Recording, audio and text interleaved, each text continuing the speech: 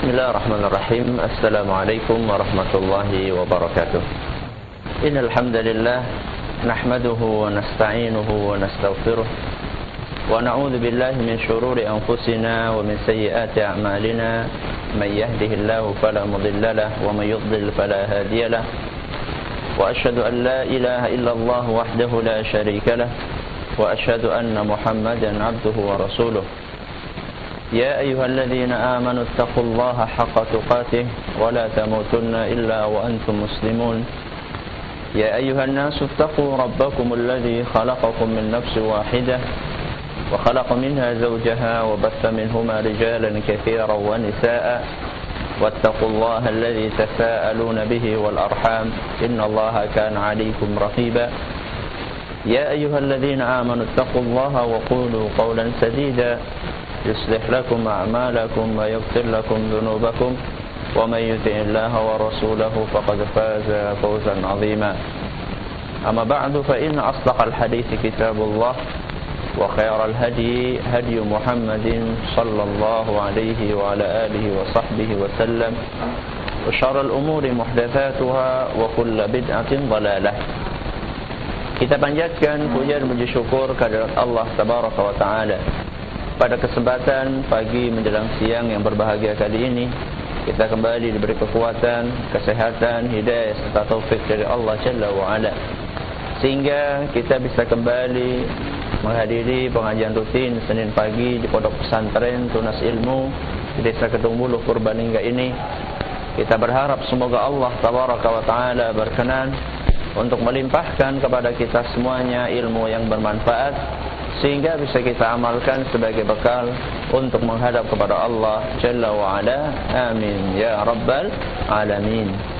Salam dan salam semoga senantiasa tercurahkan kepada junjungan kita Nabi besar Muhammad sallallahu alaihi wasallam, kepada para sahabatnya, keluarganya dan umatnya yang setia mengikuti tuntunannya hingga akhir nanti. Ibu-ibu sekalian kami hormati, dan juga segenap pendengar Radio Insani 88 FM di Purbalingga dan sekitarnya, para pemirsa Roja TV dimanapun Anda berada, para pendengar Radio Roja di Jakarta, di Bandung, di Lampung, di Berau, dimanapun Anda berada, para pendengar Radio Bas FM di Solo Tigo dan sekitarnya, Radio Muslim Yogyakarta dan sekitarnya, serta para pemirsa YouTube TV yang semoga senantiasa dirahmati oleh Allah Azza wa Jalla.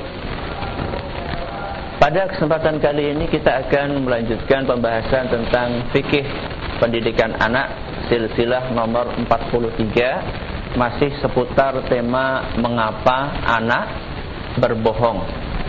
Yang sekarang kita memasuki bagian yang ketiga, mengapa anak berbohong. Kita sudah bahas pada beberapa pertemuan yang lalu tentang tema ini, yaitu mengapa anak berbohong. Pembahasan yang pertama, sebab yang pertama sampai sebab yang keempat. Sekarang kita akan membahas penyebab yang kelima, yang keenam dan yang ketujuh, mengapa anak itu berbohong.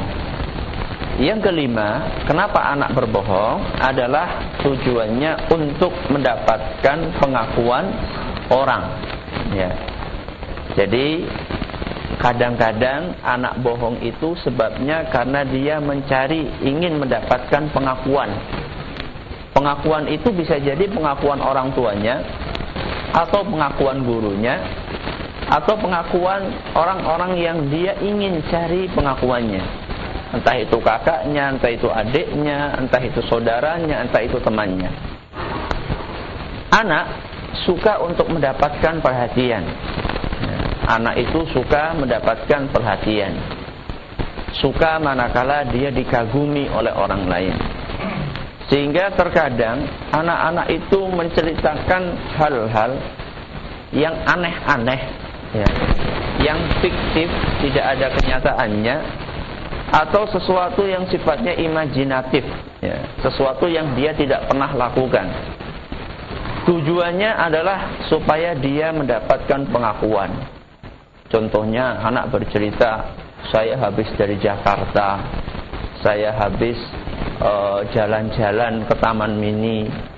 Padahal dia kemarin tidak kemana-mana. Teman-temannya pada kagum, ya. pada mendengarkan apa yang dia ceritakan. Ini semuanya karena dia ingin mendapatkan pengakuan. Mungkin dia mendengarkan teman-temannya pada piknik kemana-mana bercerita, sedangkan dia sendiri karena orang yang tidak mampu, akhirnya dia tidak bisa piknik kemana-mana. Kemudian dia cerita, ya, cerita tapi sesuatu yang bohong, nah, supaya mendapatkan pengakuan. Dia pengennya mendapatkan pengakuan dari teman-temannya. Atau misalnya dia ingin mendapatkan pengakuan dari orang tuanya. Dia ada beberapa bersaudara, mungkin dia kakaknya, adiknya, ada 3 bersaudara. Sedangkan kakaknya dan adiknya ini adalah anak-anak yang pintar-pintar, sehingga prestasinya menonjol di sekolahan. Akan tetapi yang adik ini, yang nomor 2 ini, dia mungkin prestasinya biasa-biasa saja, sehingga dia jarang mendapatkan pujian dari orang tuanya. Yang dipuji oleh orang tuanya hanya anak yang pertama dan anak yang ketiga. Sedangkan anak yang kedua ini jarang dipuji. Akhirnya dia pengen mendapatkan pujian dari orang tuanya. Akhirnya dia bohong dengan mengatakan, "Bu, Pak, tadi saya dapat nilai 10 di sekolahan, padahal nilainya 6."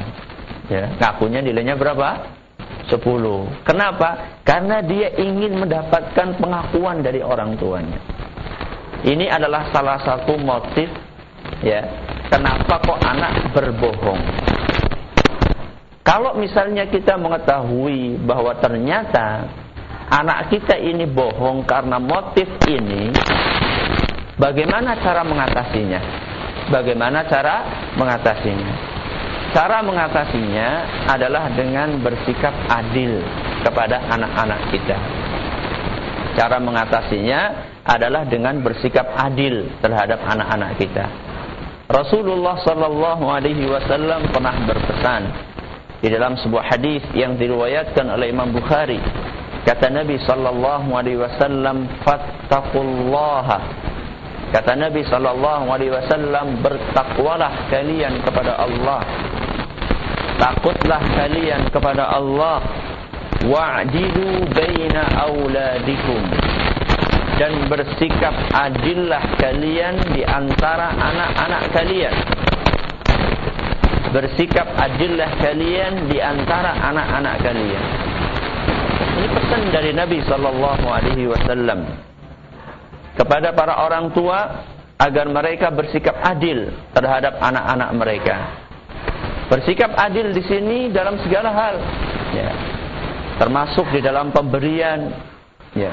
Di dalam pemberian ini dikasih sekian, ini disikapi dengan sikap yang adil, yang lainnya juga dikasih.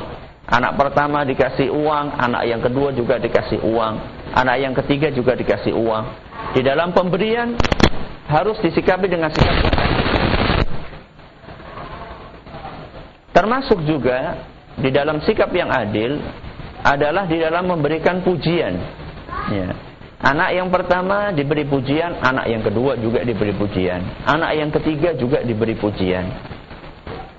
Dan ini adalah salah satu hal yang akan menyebabkan adanya kejujuran di antara anak-anak. Oleh karena itu, di dalam agama kita yang namanya sikap adil itu diperintahkan. Tidak boleh kita itu pilih kasih. Dan ini amat disayangkan sebagian orang tua kurang memahami hal ini. Sehingga kadang-kadang yang dipuji cuma anak yang pertama tok, anak yang kedua nggak pernah dipuji. Atau yang dipuji anak yang paling kecil tok, yang paling besar nggak pernah dipuji. Ini salah satu pemicu yang menyebabkan anak itu suka bohong. Karena dia ingin mendapatkan pengakuan dari orang tuanya. Selama ini yang dipuji cuma anak yang pertama terus, atau yang dipuji cuma anak yang ketiga terus, anak yang kedua suka diabaikan. Maka ini harus kita perhatikan baik-baik, ya. Jangan sampai perilaku orang tua yang tidak adil kepada anak-anaknya menyebabkan anak ini menjadi suka bohong. Ustaz, mungkin ada yang mengatakan, orang tua, sebagai orang tua ada yang mengatakan, Ustaz, ya wajarlah anak yang pertama dipuji karena dia pintar. Ya, anak yang kedua nggak usah kita puji karena dia bodoh, kata orang tua tersebut. Dia nilainya 6, 5, 4 gitu terus. Sedangkan anak yang pertama nilainya 9, 10, 8. Ya wajar Ustaz, kalau misalnya anak pertama kita puji, anak yang kedua tidak kita puji. Perhatikan wahai para orang tua, bahwa yang namanya kelebihan itu bukan hanya dalam prestasi akademik di sekolahan. Ini yang kadang-kadang kurang difahami oleh sebagian orang tua. Mereka menilai kelebihan anak itu cuma dari sisi otaknya saja. Padahal sebenarnya kelebihan itu bukan hanya dilihat dari situ. Mungkin dia dari sisi EQ-nya, otaknya mungkin kurang, tapi dia punya kelebihan yang lain. Apa? Misalnya dia itu punya kepedulian kepada sesama. Dia punya kasih sayang yang tinggi kepada sesama. Walaupun mungkin prestasinya di sekolahan itu biasa-biasa saja. Oleh karena itu para orang tua, ketika melihat kelebihan anak, seharusnya jangan cuma melihat dari sisi prestasi akademisnya saja. Bukan hanya dari nilai rapotnya saja, tapi lihat, mungkin anak yang kedua, nilai rapotnya rendah, akan tetapi dia punya kelebihan. Kelebihannya dia ini punya kepedulian kepada sesama. Atau dia punya kelebihan, dia ini tekun, ya. Dia ini rapi, dia ini suka membantu orang lain. Dia ini punya empati yang tinggi. Inilah yang bisa dijadikan sebagai sarana untuk memuji anak kita. Oleh karena itu Nabi kita SAW sejak 14 abad yang lalu mewanti-wanti kepada kita, i'dilu baina auladikum. Bersikap adillah kalian terhadap anak-anak kalian. Adil ini bukan hanya dari sisi materi saja. Sebelum saya lanjutkan, saya ingin menyampaikan bahwa adil itu gak mesti sama. Adil itu gak mesti sama. Jadi kalau misalnya kita punya anak, yang satunya belajar di perguruan tinggi, yang satunya baru TK, sangunya sama nggak? Sama nggak? Nggak sama. Adil nggak? Adil nggak? Adil. Yang namanya adil itu nggak mesti sama. Adil itu sesuai dengan kebutuhan. Ya. Yang namanya adil itu sesuai dengan kebutuhan. Oh, kalau misalnya anak perguruan tinggi, anak kuliahan, sangunya 20.000. Anak TK, sangunya berapa, Bu? Berapa anak TK? 1.000, ya, 2.000 paling, ya. Nah, apakah artinya adil itu sama? Enggak mesti sama, ya. Yang namanya adil itu enggak mesti sama. Yang namanya adil itu sesuai dengan kebutuhan. Ini yang ingin saya sampaikan kalau dalam masalah materi. Nah, masalah pujian, kalau misalnya anak pertama kita puji karena dia punya prestasi yang bagus di sekolahannya, nilainya 9, 8 dan seterusnya. Anak yang kedua nilainya cuma 6, tapi dia punya kepedulian yang tinggi kepada saudaranya, kita puji dari sisi ini. Oleh karena itu, Nabi SAW berpesan, i'dilu baina auladikum. Bersikap adillah kalian di antara anak-anak kalian. Ya. Ini pesan dari Nabi SAW kepada para orang tua, supaya mereka tidak pilih kasih. Ya. Walaupun mungkin anak-anak yang lainnya punya kekurangan. Kadang-kadang orang tua hanya melihat kelebihan fisik. Allah menakdirkan panjenengan putranya ada 5. Ya, misalnya putranya ada 5 laki-laki semua. Berarti pendowo 5. Ya, semuanya laki-laki 5. Akan tetapi yang ganteng itu nomor 1 sampai nomor 4. Nomor 5 tidak ganteng, ya. Yang lainnya nomor 1 sampai nomor 4 putih, ganteng, gagah, ya. Irungnya mancung. Anak yang kelima kulitnya sawo, mandan bosok, agak hitam lah katakanlah, ya. Agak hitam, bocahnya kerempeng, kurus, ya. Irungnya mancung ke dalam, ya. Pendek kata dia ini serba kurang. Sebagian orang tua cuma memuji anak yang pertama sampai yang keempat, sehingga anak yang kelima ini dalam istilah Arab itu wujuduhu ka'adamihi, ada nggak ada sama saja. Ya, yang seperti ini, perilaku yang diskriminatif seperti ini, yang pertama sampai keempat sering dipuji-puji, anak yang kelima nggak pernah dipuji. Ini salah satu pemicu yang menyebabkan kenapa anak ini bisa berbohong. Oleh karena itu perhatikan wahai para orang tua. Kalau misalnya kita mulai mencium Ya, mulai mencium adanya kebiasaan berbohong di dalam jiwa anak kita. Karena anak tersebut ingin mendapatkan pengakuan dari orang tuanya, maka waspadalah. Kita harus berusaha untuk bersikap adil di dalam memuji anak kita, di dalam memberikan pemberian kepada anak kita, di dalam memberikan perhatian terhadap anak kita, di dalam memberikan pujian terhadap anak kita, memberikan hadiah terhadap anak kita. Ini semuanya harus kita lakukan dengan sesuatu yang sifatnya adil, supaya tidak ada kecemburuan di antara anak-anak kita.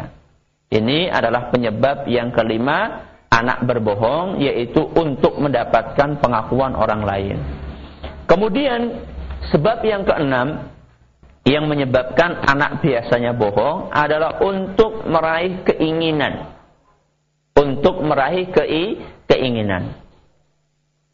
Kita tahu yang namanya anak kecil pasti suka untuk diberi sesuatu seperti mainan, permen, uang, atau barang-barang yang lainnya. Ya, ketika anak dikasih permen kan senang, dikasih coklat, dikasih jajan, dikasih uang, itu senang anak-anak. Dan kadang-kadang kita ketika akan memberikan itu, kita memberi syarat kepada anak kita. Kamu akan dikasih uang dengan syarat, misalnya kamu sudah bisa menghafalkan surat An-Nasr. Kenapa Bu? Surat An-Nasr. Idza jaa nasrullah misalnya.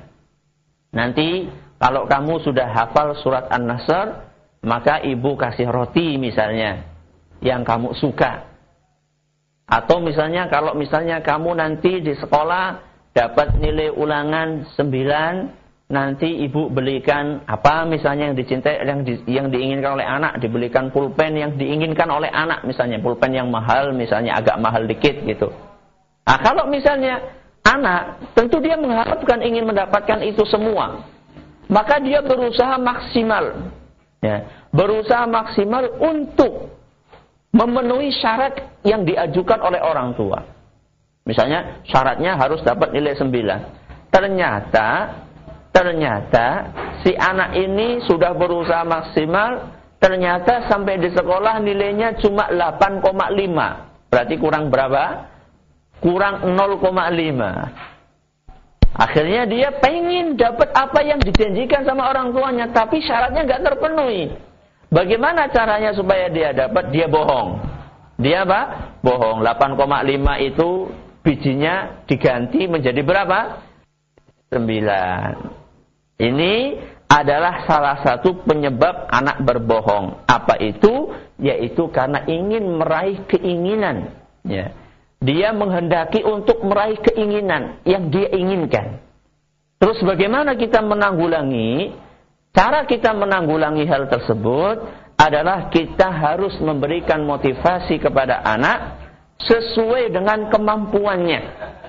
Ya. Kadang-kadang orang tua ini memasang target yang terlalu tinggi kepada anak-anaknya, dan anak itu dia tidak mampu untuk mencapai target tersebut. Ya. Ibarat menggantungkan cita-cita di langit, tapi kakinya tidak menapak di atas di atas bumi. Ya. Terlalu tinggi cita-citanya. Misalnya anak, ya, dia pelajarannya banyak sekali, ya, pelajarannya banyak sekali, tapi dia ditarget oleh orang tuanya harus hafal Al-Quran 30 juz dalam waktu 5 bulan. Wah, padahal pelajarannya di sekolah banyak sekali. Nah, kalau kamu bisa seperti ini, kamu akan saya belikan anu. Nah, yang seperti ini tentu tidak bisa untuk dicapai oleh anak.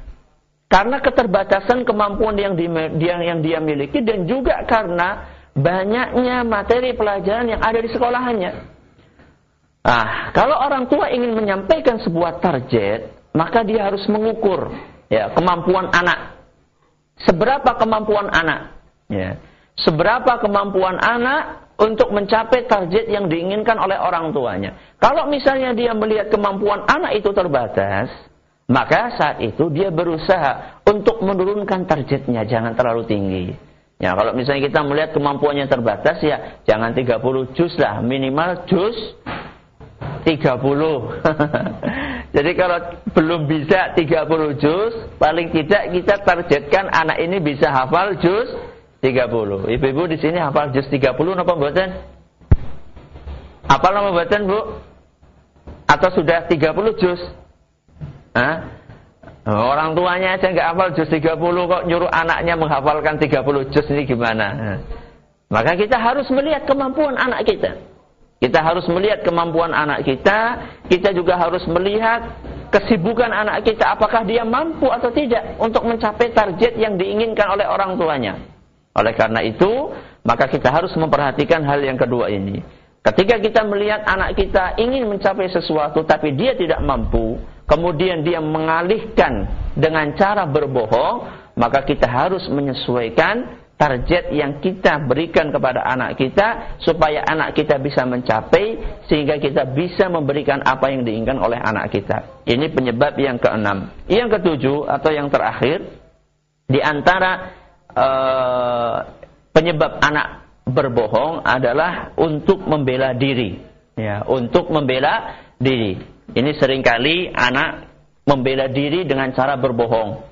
Misalnya ya, dia berkelahi ya. Dia berkelahi dengan adiknya misalnya. Kemudian sebenarnya dia yang salah. Akan tetapi supaya dia tidak dihukum sama orang tuanya, dia berbohong. Ini tujuannya untuk membela diri. Ya.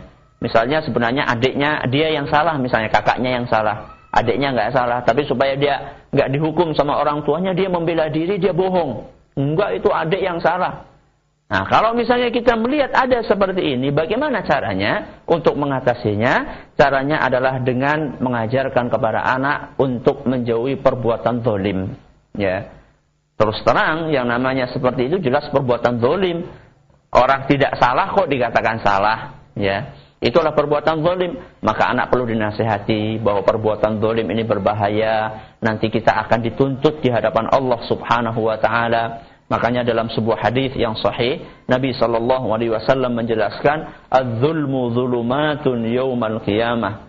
Perbuatan zalim itu adalah merupakan kegelapan pada hari kiamat. Jadi anak diajarkan bahwa kamu melakukan seperti ini di dunia, nanti resikonya sampai ke akhirat. Ya, bukan hanya di dunia saja. Mungkin kamu sekarang di dunia selamat dari hukuman orang tua, akan tetapi jangan harap kamu nanti akan selamat dari siksaan Allah Subhanahu wa Ta'ala. Siksaan Allah di akhirat itu lebih perih, ya, lebih kejam dibandingkan apa yang akan kamu dapatkan di dunia berupa hukuman orang tua. Ini kita jelaskan kepada anak-anak kita. Karena memang kalau tidak dari kecil anak itu kita ingatkan dari perbuatan zalim, bisa-bisa sampai besar dia suka melakukan perbuatan apa? Perbuatan zalim. Ya, kita saksikan sekarang orang-orang dewasa melakukan perbuatan zalim, ya. Tanpa dia rasakan, dia melakukan perbuatan zalim. Contoh yang paling gampang. Contoh yang paling gampang itu adalah merokok. Kenapa, Bu? Merokok. Merokok itu perbuatan zalim atau enggak? Zalim atau tidak? Zalim. Zalimnya di mana? Zalimnya mengganggu orang lain. Coba sekarang. Panjenengan kalau lagi duduk enak-enak di dalam mobil, tahu-tahu di samping jenengan langsung buka rokok. Gimana rasanya, Bu?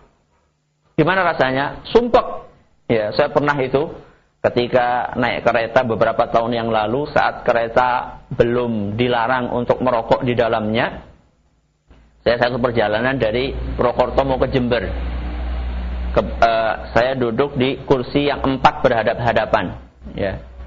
4 berhadap-hadapan, saya di pojok. Subhanallah, saya mendapatkan takdir dari Allah. 3 orang teman saya yang duduk itu semuanya ngerokok. Bisa dibayangkan bagaimana dikepung dengan asap rokok. Ya, 3 orang ngerokok semuanya, saya sendirian. Waduh, mau kemana? Duduknya di situ. Ya. Duduknya di situ, diingatkan, sulit. Ya. Akhirnya ya pasrah saja. Saya pikir alhamdulillah ini rokoknya habis. Alhamdulillah berhenti. Ternyata ngambil lagi. Dari apa? Dari sakunya masih ada satu bungkus rokok. Aku rokok terus sampai habis 1 bungkus. Saya pikir alhamdulillah habis. Ternyata dia mengeluarkan 1 slop rokok dari tasnya. Allahu Akbar. Jadi kerjaannya itu di kereta itu kalau nggak ngerokok ya tidur. Jadi nggak ngerokoknya kalau pas tidur aja. Nah, yang seperti ini apa? Enggak perbuatan zalim. Ya. Menzalimi orang lain, mengganggu orang lain yang seperti ini. Banyak orang enggak sadar bahwa dia merokok itu menzalimi orang lain. Dan nanti pada hari kiamat akan mempertanggungjawabkan perbuatannya di hadapan Allah Subhanahu wa taala. Padahal sudah berapa orang yang dizalimi ketika dia merokok. Dan itu tidak akan dimaafkan oleh Allah kecuali setelah orang yang dizalimi itu memberikan maaf. Nah, sekarang coba orang yang merokok, ingat enggak orang-orang yang dizalimi dengan asap rokoknya itu? Enggak ingat. Banyak sekali di bis dia menzalimi orang, di kantor dia menzalimi orang, di toko dia menzalimi orang, di jalan dia menzalimi orang. Berapa orang yang dia zalimi dengan rokoknya tersebut? Kenapa kok orang itu enggak sadar dia menzalimi orang lain? Karena barangkali sejak kecil itu tidak diajari atau belum diajari oleh orang tuanya tentang bahaya perbuatan zalim. Makanya kita sebagai orang tua perlu mengajari anak kita, dan kita juga perlu mempraktekkan diri kita sendiri dalam jiwa kita untuk menjauhi perbuatan zalim. Nah, ini yang perlu kita jelaskan. Maka untuk menghindari sebab yang ketujuh, yaitu untuk membela diri karena dia melakukan kesalahan, akan tapi dia melemparkan kesalahan itu kepada orang lain, caranya adalah dengan mengajarkan kepada anak kejujuran dan juga menghindari perbuatan-perbuatan zalim. Ini 7 sebab mengapa anak berbohong, berikut dengan cara untuk mengatasinya. Dan sudah kita bahas 7 sebab itu, semoga bermanfaat. Sekarang kita dengarkan pertanyaan-pertanyaan yang barangkali sudah masuk ke dalam meja redaksi kami. Silahkan. Demikian kaum muslimin dan kaum muslimat, segenap pendengar Radio Insani dimanapun Anda berada, bapak-bapak dan ibu-ibu yang hadir di Pondok Pesantren Tunas Ilmu Kedungulu Purbalingga, pemirsa Roja TV dan pendengar Radio Roja serta pendengar radio yang lainnya, telah kita simak bersama materi kajian silsilah fikih pendidikan anak nomor ke-43 tentang mengapa anak berbohong bagian yang ketiga.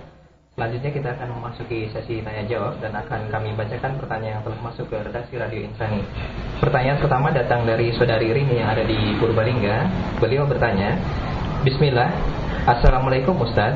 Ana mengajar di PAUD usianya 2-3 tahun ke atas. Bermacam karakter anak. Bagaimana menyikapi orang tuanya yang bersikap keras pada anaknya? Anak dicubit misalnya. Anak sebagai pengajar pernah melihat orang tua melakukannya. Anak tidak bisa berbuat apa-apa. Mohon nasihat dan saran dari Pak Ustaz. Silakan Ustaz. Untuk saudari Rini di Purbalingga, bagaimana menyikapi orang tua yang suka berbuat keras kepada anaknya dan Anda sebagai guru PAUD? Nah, ini justru Anda ini punya bargaining, ya. Anda ini punya kedudukan di mata orang tua. Anda ini guru, ya. Anda ini guru dari orang tua, Anda ini guru dari anak-anak orang tua tersebut, ya. Anda ini punya kelebihan. Kelebihannya Anda ini sebagai pendidik yang punya jasa.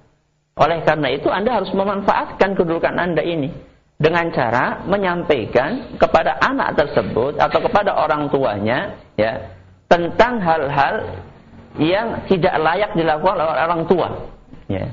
Jadi Anda sampaikan kepada anak Anda sampaikan kepada para orang tua tentang negatifnya perilaku yang seperti itu.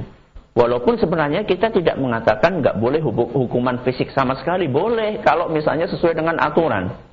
Akan tetapi tidak melulu hukuman itu sifatnya fisik. Anda bisa menjelaskan kepada orang tua tentang efeknya, tentang dampak buruk, ya, dari hukuman fisik tersebut, tentunya dengan cara yang lembut. Dan ini Anda bisa memanfaatkan ketika ada pertemuan wali santri atau wali murid, ya. Kan biasanya kan di sekolah itu ada pertemuan wali murid, ya. Mereka dikumpulkan. Nah, itulah kesempatan Anda untuk menyampaikan pola-pola pendidikan yang keliru terhadap anak. Ini kesempatan yang sangat berharga. Oleh karena itu, kalau Anda sebagai pengajar, bukan sebagai kepala sekolah atau bukan sebagai pemilik PAUD itu, Anda bisa memberikan masukan kepada kepala sekolahnya atau kepada pemilik PAUD tersebut agar sesekali diadakan pertemuan rutin wali murid, ya. Pertemuan rutin wali murid sebulan sekali misalnya, atau mungkin malah 2 minggu sekali misalnya. Kemudian Anda jelaskan, ya. Anda jelaskan kepada para orang tua tentang metode mendidik yang baik, menghindari sifat-sifat yang keras. Kalau memang bukan pada tempatnya, kalau memang pada tempatnya tidak apa-apa, yang penting tidak berlebihan. Ini yang bisa Anda lakukan, memberikan masukan kepada para orang tua. Semoga bermanfaat.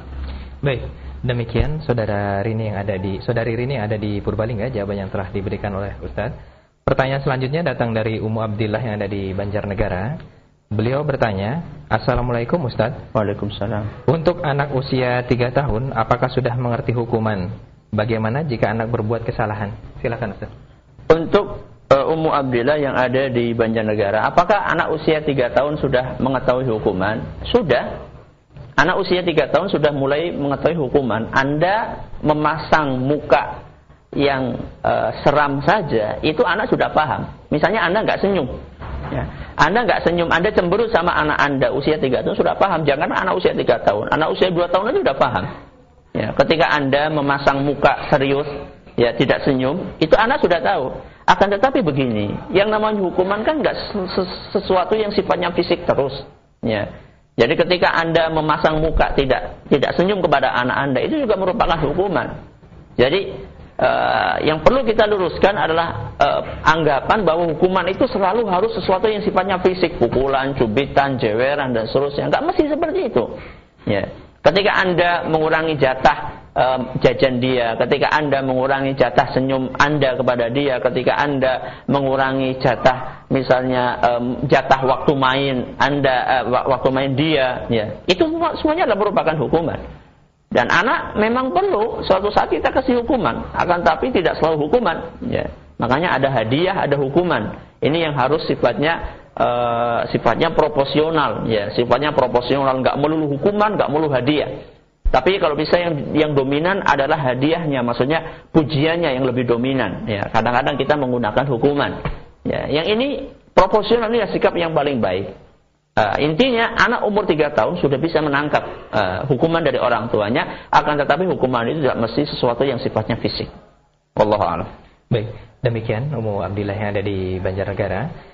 Pertanyaan selanjutnya kita akan berikan kesempatan kepada para pemirsa Roja TV dan juga pendengar Radio Roja yang akan disampaikan oleh rekan kami Al-Ahari yang ada di studio Roja TV di Cilengsi. Silakan Ahari.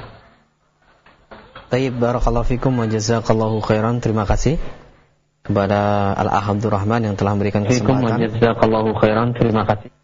Dan pertanyaan pertama dari saudari Rafiq dari Buol yang bertanya, Assalamualaikum Ustaz, bagaimana kita memuji jika kita memuji seorang anak akan tetapi pujian itu tidak benar atau bohong? Silakan Ustaz.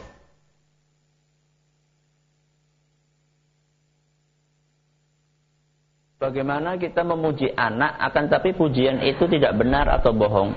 Ya, sebaiknya dihindari. Ya, sebaiknya dihindari. Kita memuji dengan pujian-pujian yang jujur saja. Nah, dengan pujian-pujian yang jujur, akan tetapi tidak mesti kita ini terlalu kaku di dalam memberikan pujian. Ya, kalau misalnya anak itu pintar, ya, pintar sesuai dengan ukuran anak kecil, ya. Jadi kalau memang anak itu bisa, ya katakanlah anak itu bisa memakai baju sendiri. Itu kan kalau anak sudah besar itu kan bukan pintar, itu kan biasa. Tapi untuk ukuran anak kecil itu pintar dan itu nggak bohong. Ya, oh anak bapak, anak ibu pintar sekali bisa pakai baju sendiri, itu nggak bohong. Artinya kita memberikan pujian sesuai dengan kadar kemampuan anak. Ya, kita memberikan pujian sesuai dengan kadar kemampuan anak. Kalau memang anak itu sudah bisa mulai menulis, walaupun tulisannya jelek, mulai bisa menggambar, walaupun gambarnya kurang baik, kita katakan itu bagus sesuai dengan ukuran anak seumur dia. Itu nggak bohong, ya. Itu tidak termasuk pujian yang sifatnya bohong. Ya. Atau misalnya anak itu kita katakan anaknya soleh misalnya, alhamdulillah dia mau sholat, dia mau puasa, itulah sesuatu hal yang sifatnya positif. Maka kita nggak apa-apa kita katakan, anak bapak soleh, anak ibu soleh dan seterusnya. Artinya bohong itu adalah mengatakan sesuatu yang sama sekali tidak ada di dalam diri anak kita. Itu namanya bohong. Akan tapi kalau misalnya dia melakukan sesuatu yang menurut ukuran anak itu sudah merupakan sesuatu yang luar biasa, maka tidak apa-apa itu dijadikan sebagai bahan untuk pujian dan itu tidak termasuk perbuatan atau ucapan bohong. Wallahu a'lam bishawab. Baik, silakan pertanyaan. Nah, terima kasih Ustaz atas jawaban dan nasihatnya. Dan pertanyaan kedua dari Umi Haya yang bertanya, beliau adalah Ustaz, ibu saya sering memberi uang kepada saya dan tidak memberi kepada adik saya. Saya selalu menasihati ibu agar adil dan tidak pilih kasih kepada anak-anaknya. Akan tetapi ibu berkata bahwasanya adikmu itu sudah berkecukupan. Alhamdulillah adik memang sudah bekerja dan diberikan kelapangan rezeki oleh Allah. Bagaimana tentang hal tersebut Ustaz? Mohon pencerahannya, silakan. Tentang hal tersebut Ustaz, mohon pencerahannya, silakan. Maksudnya pemberian ada yang mampu, ada yang tidak gitu ya. Ada yang mampu, ada yang tidak. Kemudian yang kurang mampu diberi, yang sudah mampu tidak diberi gitu mungkin maksudnya ya. Kalau itu maksudnya, maka tidak mengapa. Akan tetapi kalau bisa, yang sudah mampu pun diberi. Akan tetapi kadar pemberiannya itu tidak seperti anak yang kurang mampu. Karena bagaimanapun juga yang namanya anak itu ya mengharapkan pemberian dari orang tuanya. Anak itu tetap mengharapkan pemberian dari orang tuanya walaupun sedikit. Ya walaupun sedikit. Makanya tadi saya katakan yang namanya adil itu nggak mesti sama. Yang namanya sikap adil itu nggak mesti sama.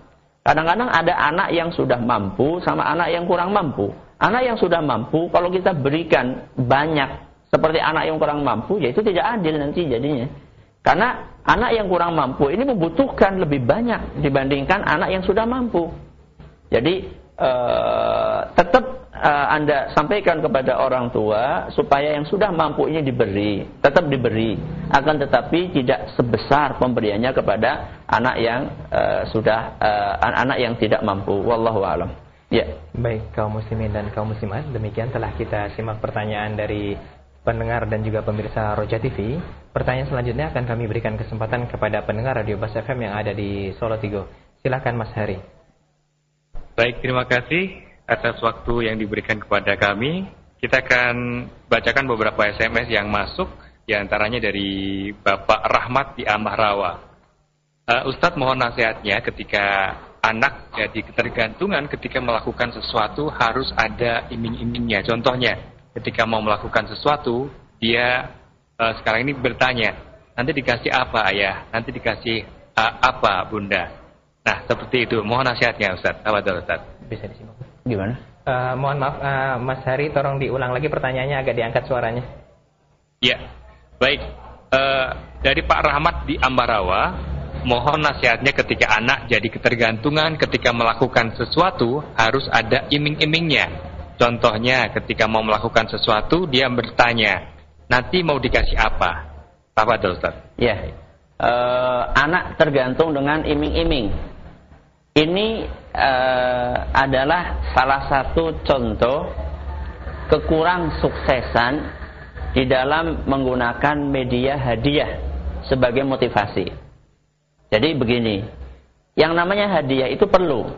Yang namanya hadiah itu perlu. Misalnya kalau kamu nanti bisa menghafal surat Anu, nanti ibu kasih hadiah Anu misalnya. Ini nggak apa-apa untuk menjadikan sesuatu yang sifatnya motivasi. Akan tetapi orang tua perlu sadar, jangan sampai anak tergantung dengan hadiah, sehingga tidak mau melakukan sesuatu kecuali kalau ada apanya, ada imbalannya. Nah, ini kita harus waspada. Kita harus waspada, jangan sampai pemberian kita itu selalu jangan sampai motivasi kita selalu dikaitkan dengan pemberian, selalu dikaitkan dengan pemberian orang tua kepada anaknya. Caranya bagaimana? Caranya suatu saat kita perlu untuk tidak lagi memberi, tidak lagi memberi kepada anak. Misalnya suatu saat ayo kita hafalkan surat Anu, dan kita nggak perlu mengatakan bahwa kamu akan ibu kasih Anu, nggak perlu. Ya. Suatu saat kita perlu seperti itu. Ini yang pertama. Yang kedua, supaya anak tidak tergantung kepada hadiah, kita perlu bangkitkan kesadaran tentang pentingnya dia menghafal misalnya. Jadi kita kaitkan dengan kesadaran dia supaya dia bisa menghafal karena mengharapkan ridho dari Allah Subhanahu wa Ta'ala.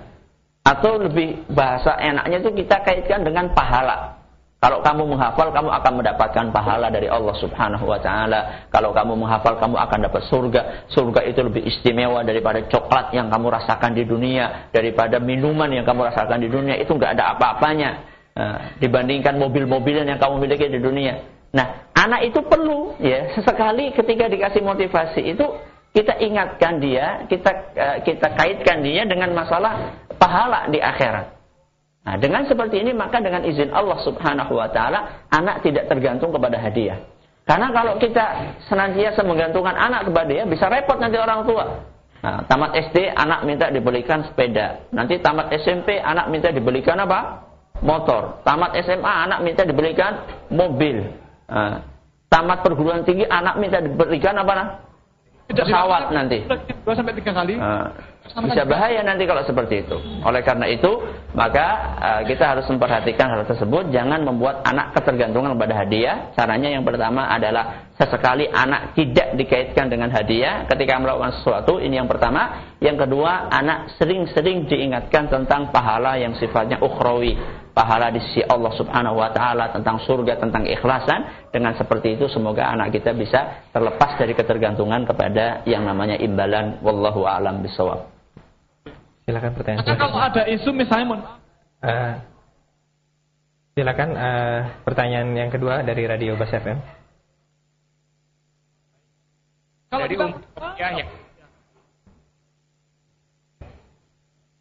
Ya, mohon maaf tampaknya ada sedikit intervensi suara dari radio peserta yang mengikuti kajian ini. Kami coba bacakan pertanyaan selanjutnya yang datang dari pendengar Radio Insani. Beliau datang dari seorang ibu rumah tangga yang tidak menyebutkan namanya. Beliau bertanya, Ustaz, manakah yang lebih didahulukan untuk seorang ibu rumah tangga? Apakah mempelajari akidah atau bahasa Arab terlebih dahulu? Ustaz, silakan. Apa yang harus didahulukan oleh ibu rumah tangga? Belajar akidah atau bahasa Arab? Akidah dulu. Ya, belajar akidah dulu. Akan tetapi kalau memang ada waktu, ya sebagian untuk mempelajari bahasa Arab. Tapi kalau nggak ada waktu, kecuali untuk mempelajari salah satunya, maka akidah dahulu yang didahulukan. Kenapa? Karena akidah adalah pertama kali yang diwajibkan di dalam agama kita. Ya, makanya rukun Islam yang pertama adalah syahadat. Rukun Islam yang pertama adalah syahadat, asyhadu an la ilaha illallah. Ini akidah. Rukun iman yang pertama juga iman kepada Allah, inilah tauhid. Ya. Maka yang pertama harus dipelajari oleh orang tua adalah akidah terlebih dahulu. Seandainya dia sudah mempelajari itu, maka dia bisa mempelajari bahasa Arab. Cuman kadang-kadang ketika belajar akidah kan bisa dibaca sendiri, misalnya ada buku, kemudian sekali bertanya kepada guru. Kalau bahasa Arab itu kan sulit kalau nggak pakai guru. Nah, sementara gurunya adanya guru bahasa Arab, ya tidak apa-apa, belajar bahasa Arab di rumah, belajar akidah. Ketika ada yang kurang paham bisa ditanyakan kepada guru yang mengajarkan akidah atau bahasa Arab, seandainya memang dia mumpuni di dalam masalah akidah. Ya. Baik, demikian hamba Allah yang mengajukan pertanyaan. Untuk pertanyaan selanjutnya kami akan coba berikan kembali kesempatan kepada pendengar Radio Bas FM. Silakan Mas Hari. Baik, terima kasih waktunya. Dari Ummu Piah di Salatiga. Anak saya yang di rumah daripada main sama teman-temannya di lingkungan. Saya hanya saja kalau Halo, Mas Hari, mohon maaf suaranya terputus-putus, kami tidak bisa menyimak dengan baik. Bisa diulangi? Baik, dari Ummu Rofiah 2 sampai dia lebih senang saja. Baik, mohon maaf kaum muslimin dan kaum muslimat, segenap pemirsa Roja TV, pendengar Radio Insani dan juga pendengar Radio Bas. Mohon maaf kami tidak bisa menyimak dengan baik pertanyaan dari Radio Bas FM. Untuk pertanyaan selanjutnya kami coba alihkan terlebih dahulu. Mengikuti les ini, les itu, les ini, sementara kemampuan anak itu belum mencukupi, Ustaz. Yang mana ini merupakan ambisi dari orang tuanya, Ustaz. Menyikapi hal seperti ini bagaimana, Ustaz? Mohon nasihatnya. Ya, kadang-kadang orang tua ini memposisikan anak seperti orang dewasa. Ya. Dia sudah belajar dari jam sekian sampai sekian, kemudian setiap hari harus ikut les yang berbeda-beda. Ada les bahasa Inggris, ada les kimia, ada les biologi, ada les apa. Ketahuilah wahai para orang tua bahwa kita belajar itu ada tahapannya, ya. Belajar itu ada tahapannya. Makanya para ulama dahulu mengatakan man ramal ilma jumlatan dhahaba anhu jumlah. Orang yang pengen menguasai ilmu sekaligus, maka ilmunya akan hilang sekaligus.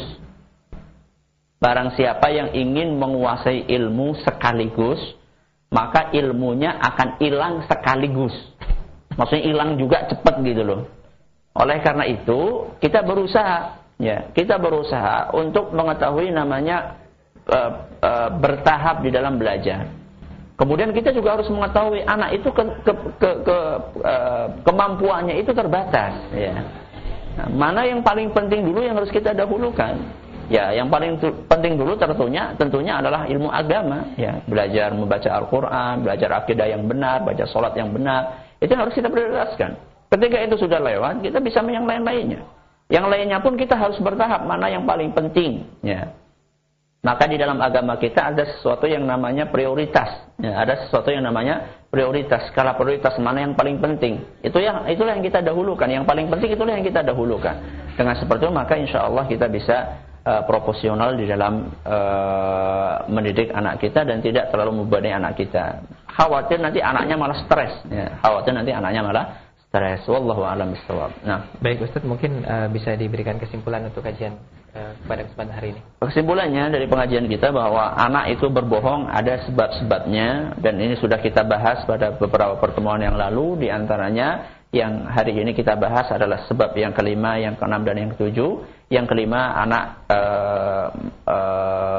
berbohong karena untuk mendapatkan pengakuan, maka ini cara mengatasinya adalah dengan berlaku adil kepada anak-anak. Kemudian yang keenam, anak berbohong karena ingin meraih keinginannya, maka di sini biasanya karena anak terlalu dibebani oleh orang tuanya melebihi kadarnya sehingga anak tidak bisa mencapai, maka saat itu kita bisa solusinya kita turunkan, ya, kita turunkan target yang kita berikan kepada anak. Kemudian yang ketujuh, anak berbohong untuk membela diri, ya, karena mungkin dia merasa bersalah, akhirnya dia menyalahkan orang lain supaya dia tidak dihukum oleh orang tuanya. Maka cara mengatasinya adalah supaya kita menasihati anak kita agar dia menjauhi perbuatan zalim. Wallahu a'lam bishawab. Semoga bermanfaat. Wallahu taala a'la wa a'lam.